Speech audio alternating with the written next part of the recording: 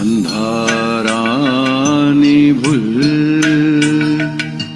છાવરે કપટ પોતાની એ કોઈ ભૂલ કોઈને ના જણાય. અંધારાની ભૂલ જાળી ઝીણી ગાંઠથી બાંધેલું છે મન. સંયોગી પુરાવો મળતા ગાંઠ જો દેખાય.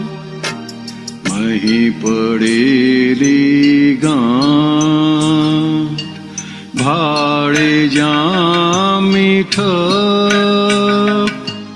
ચિત્ત ચોંટી જાય ત્યાં મોહ ગયો વેરાય.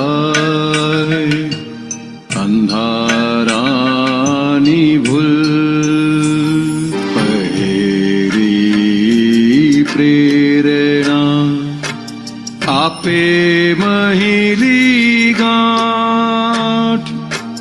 જેને જે વિષયમાં રંગ તેવો સંગ થાય. બાપ જાણે નહીં પુત્ર માંસ ખાય. ઉચ્ચ કુળનો નબીરો અવળે રસ્તે જાય. અંધારાની ભૂલ માસની હોટલ મિત્રનો કુસંગ. ઘરના પૂછે ક્યાં ગયો તો થાય છેડાય. ચોરી પહેરી વાર કરતા ડંકે મન. પહેલી વાર સફળ થતા વ્યસન બની જાય. અંધારાની ભૂલ.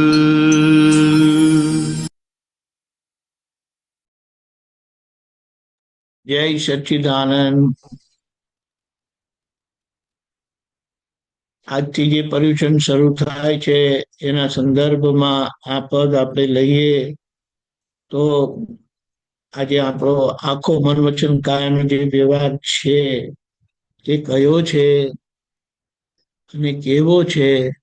તો કહ્યું કે જે ભૂતકાળમાં એટલે કે ગયા અવતારોમાં જે અજ્ઞાનતાની ભૂલ થયેલી, કારણ કે અજ્ઞાન સવાર હતું એટલે અજ્ઞાન જ કામ કરતું હતું. અને એનાથી જે આખી આ પ્રકૃતિ બંધાય એ પ્રકૃતિ કોઈ પણ રીતે મોક્ષે લઈ જાય એવી છે નહીં. અને ખરેખર તો આ પ્રકૃતિ કળિયુગની જ્ઞાન પ્રાપ્તિ માટે પણ લાયક નથી.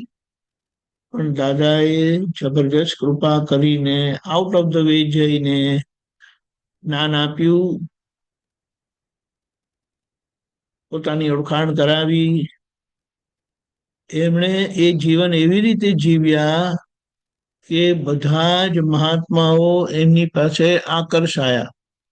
કારણ કે કોઈને જ્ઞાનની એવી પડી નહોતી, એવી સમજણ નહોતી, કશો જ આધાર નહીં, કશો પાયો નહીં.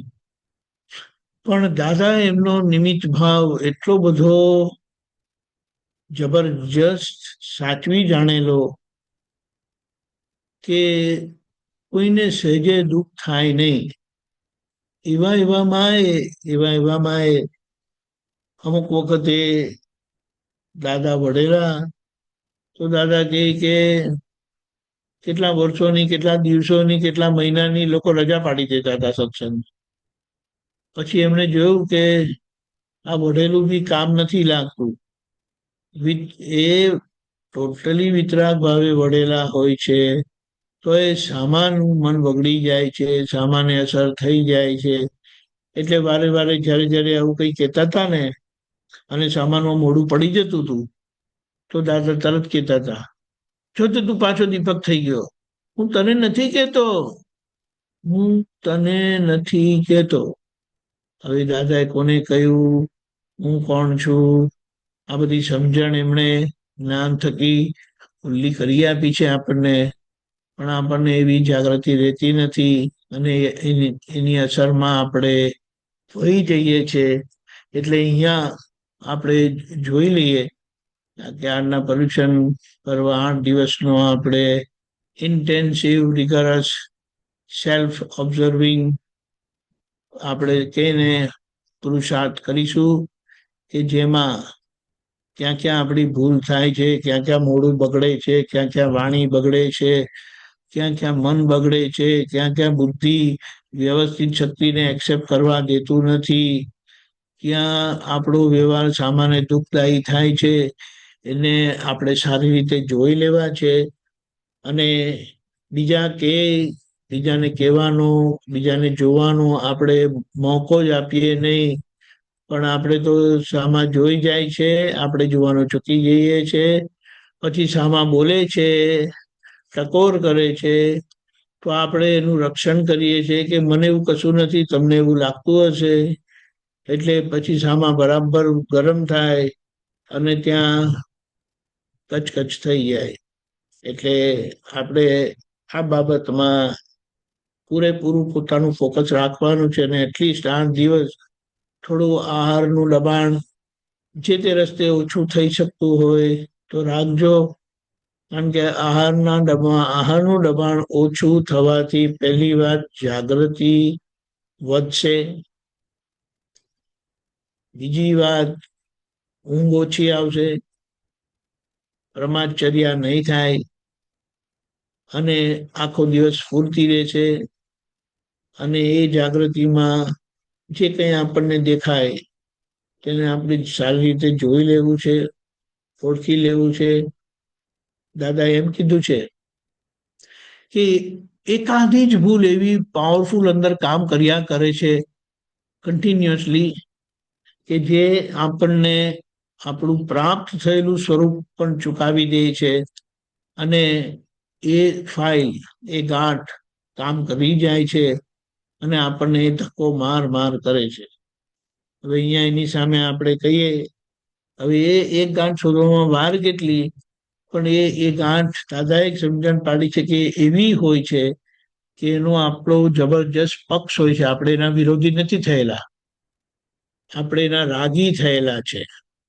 એટલે એના પક્ષમાં બેઠા છીએ.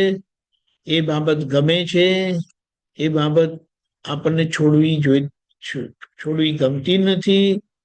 એટલે આ રીતે, એટલે જે છેલ્લા પરિણામ જે કીધું ને કે વિતરાગ થવાનું છે, અહીંયા એ વાત આવે છે કે આપણી કંઈક ભૂલો એવી છે કે જેનો આપણો પક્ષ એટલો બધો પાવરફુલ છે, અને આપણને ખબર બી નથી પડતી કે આપણો પક્ષ લેવાઈ જાય છે ને આપણો પક્ષ છે. અને એવું હોય ને ત્યારે આપણી સામે આવે તો આપણને દેખાય નહીં, અને એ ભૂલ થયા કરે.